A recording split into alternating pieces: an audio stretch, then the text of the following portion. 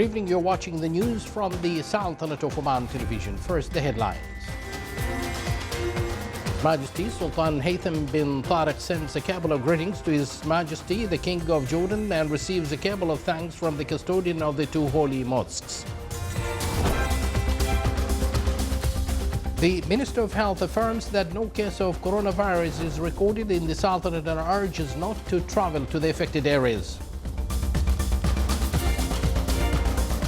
Syrian government forces recapture a strategic highway town in the northwest from militant and allied rebels.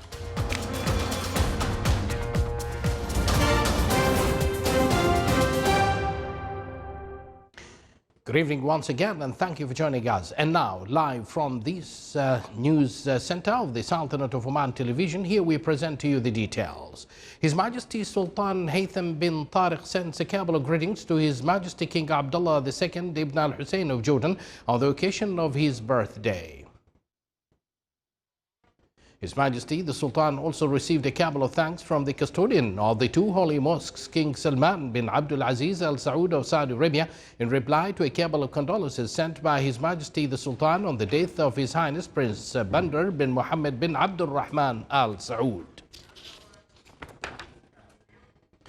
His Excellency Sayyid Badr bin Saud Al Busaidi, Minister responsible for Defense Affairs, received a written message from His Excellency Mark Esper, United States Secretary of Defense, in which he expressed his sincere condolences and the affiliates of the U.S. Secretary of Defense on the demise of His Majesty Sultan Qaboos bin Said. May his soul rest in peace. That came when His Excellency the Minister responsible for Defense Affairs received U.S. military defense attaché at Muaskar Bayt al-Falaj. In his message, the U.S. Secretary of Defense stated that his country appreciates stability policy that was adopted by His Majesty the late Sultan in the past 50 years. He also added that the late Sultan was a great leader with far-sighted vision, as he predicted in the 70s that the close cooperation between the Sultanate and U.S. will yield in the U.S.-Omani military relations. The message also included best wishes of the U.S. Secretary of Defense with success, affirming on the U.S. government's trust in the Sultanate as a strategic partner to consolidate stability in the region under the leadership of His Majesty Sultan Haytham bin Tariq.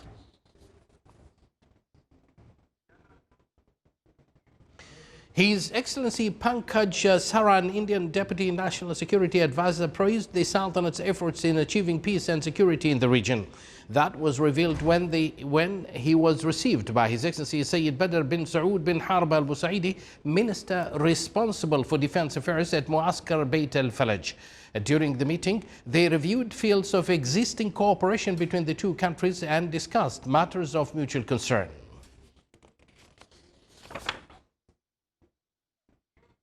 His Excellency Yusuf bin Alawi bin Abdullah, Minister responsible for Foreign Affairs, received at the General Diwan of the Ministry of Foreign Affairs His Excellency Pankaj Saran, Indian Deputy National Security Advisor, and his accompanying delegation. During the meeting, bilateral bonds between the two friendly countries and means of enhancing them were reviewed, as well as a number of regional and international issues of common concern.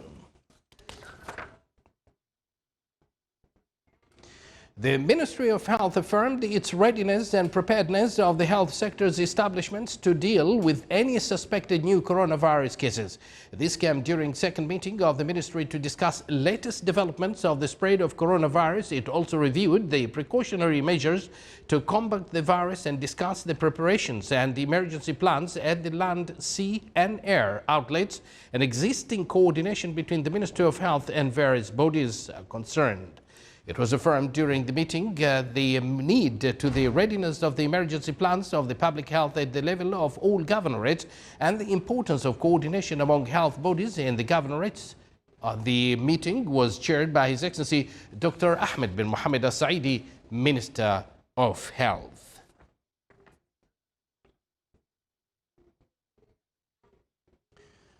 His Excellency Dr. Ahmed bin Mohammed Al Saidi, Minister of Health, affirmed that no case has been recorded for the new coronavirus in the Sultanate till today. He added that the virus is unfortunately spreading in China and some countries. He urged all not to travel to China except for urgent necessity. His Excellency the Minister of Health also requested all travelers coming from China to abide by instructions given to them by person concerned at the border outlets. He also urged the public to get information from the official sources and not to listen to rumors.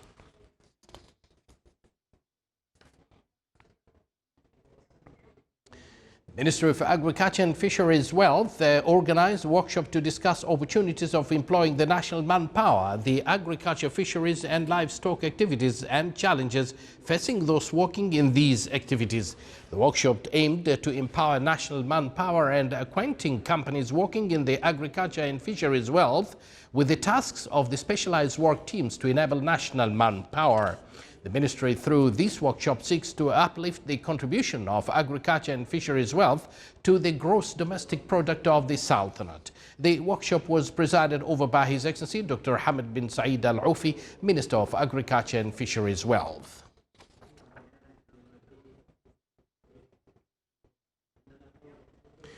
The Municipal Council in the Governorate of Al Buraymi held its first meeting this year to discuss the strategy of entomological survey for disease vectors and means of combating them. The Council also discussed the issues of moving sand on the dual carriageway of Ibri Hafit and means of stopping its drift towards the road. The Council also got acquainted with responses related to the operations of Mazoon Dairy Company and the environmental challenges in this regard. The meeting dwelt on the damaged roads that were affected by the recent weather conditions and the need to fix them. The meeting was chaired by His Excellency Sayyid Al-Madras bin Ahmed Al-Busaidi, Chairman of Municipal Council in Al Buraymi Governorate.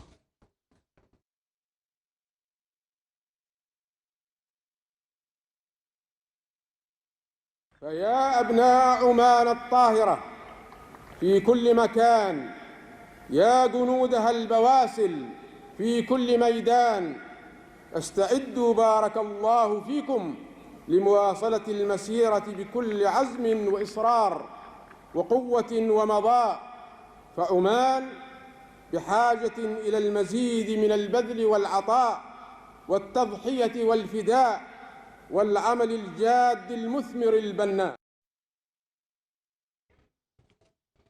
The military parades which led His Majesty Sultan Qaboos bin Saeed bin Taimur, may Allah rest his soul in peace, used to attend represented a good image for the government or development of the armed forces and its readiness to serve the homeland.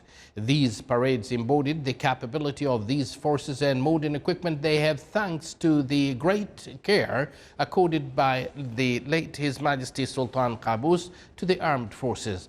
They were also an opportunity to express loyalty and allegiance to their leader and the beloved country. Late His Majesty Sultan Qaboos was one of the military leaders in the region. He graduated from Sandhurst Military College in Britain and led his armed forces to advance in all fields.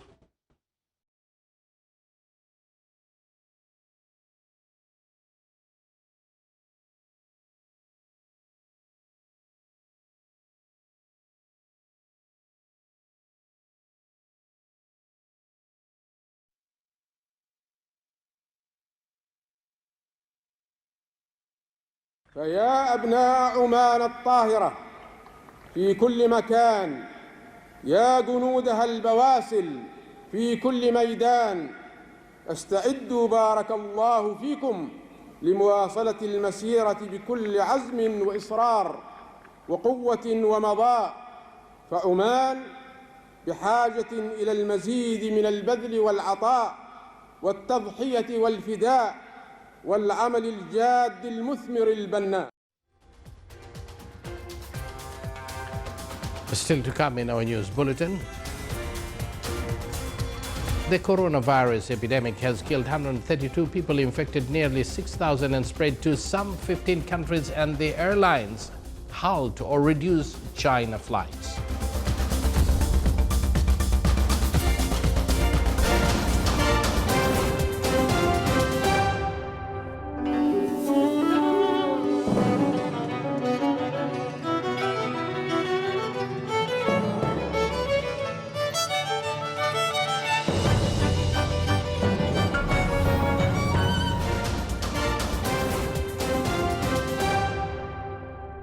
Welcome back to the news from the Sultanate of Oman television.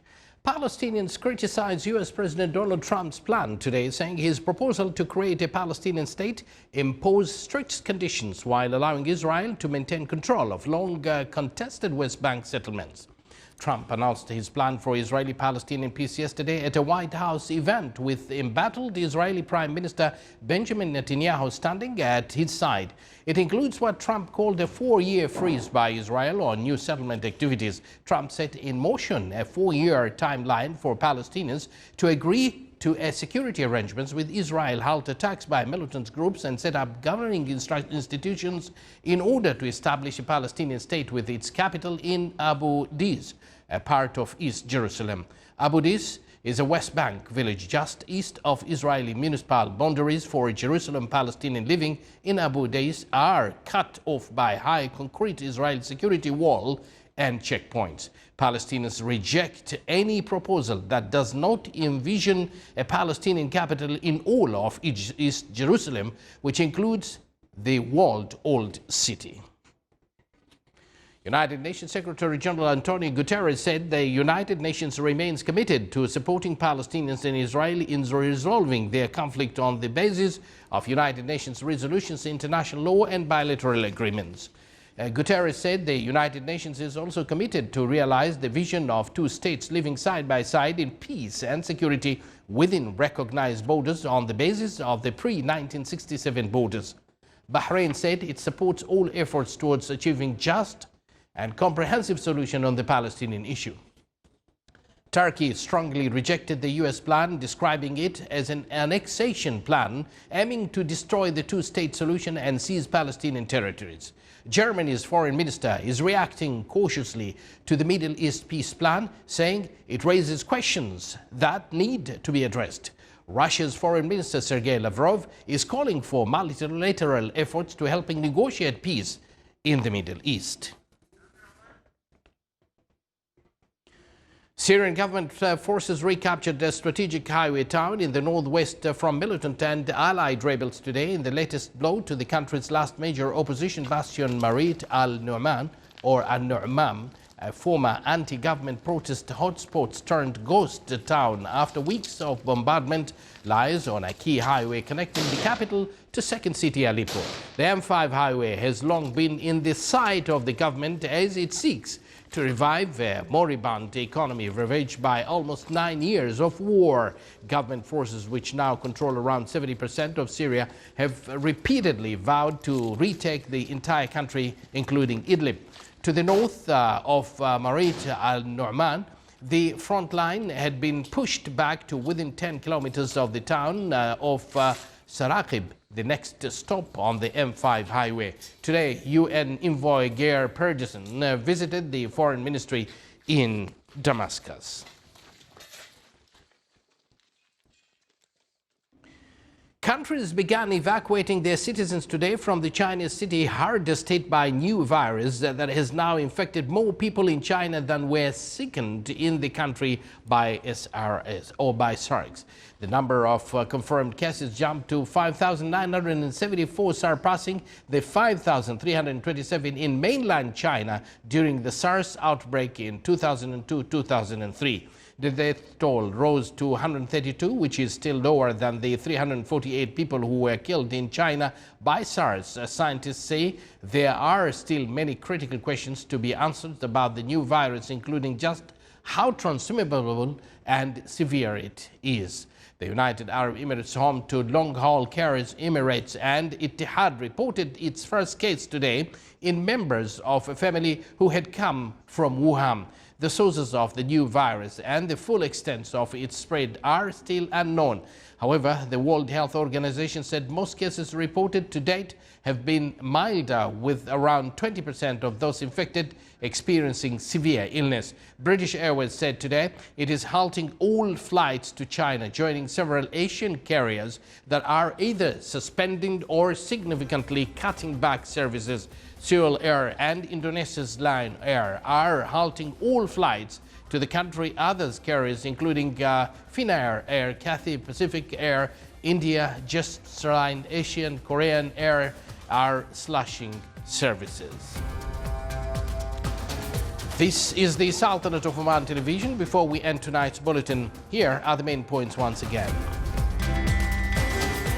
His Majesty Sultan Haytham bin Tariq sends a cabal of greetings to His Majesty King of Jordan and receives a cabal of thanks from the custodian of the two holy mosques.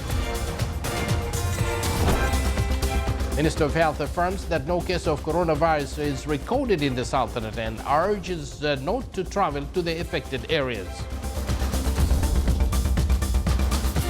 And the Syrian government forces capture a strategic highway town in the northwest from militant and allied rebels. And with that, we do conclude this news bulletin. Thank you for joining us and good night.